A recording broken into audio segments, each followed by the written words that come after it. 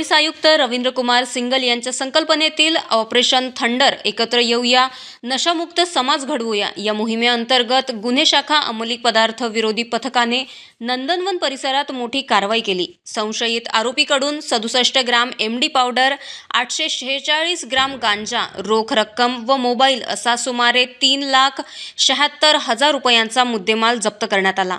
आरोपीला अटक करण्यात आली असून पुढील तपास सुरू आहे।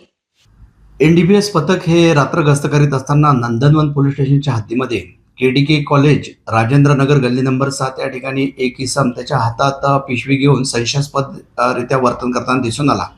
त्याच्या मी 2 पंचासमक्ष झडती घेतली असता त्याच्या ताब्यामध्ये थैलीमध्ये एकूण 67 ग्राम MD ड्रग्स पावडर तसेच 846 ग्राम गांजा हा अंमली पदार्थ मिळून आलेला आहे।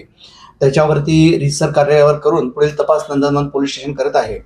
आरोपीचे नाव आहे सूरज गजबिये उर्फ नव्वा म्हणून त्याला त्या परिसरामध्ये ओळखले जाते। त्याच्या विरुद्ध यापूर्वी सुद्धा NDPSचा एक गुन्हा, जुगार तसेच 324, 326 व आर्म्स ॲक्ट या प्रकारे एकूण 7 गुन्हे दाखल आहे। यामध्ये ज्याच्याकडून त्याने माल आणलेला आहे ते पाहिजे फरार आरोपी निष्पन्न करण्यात असून त्यांचा शोध सुरू आहे।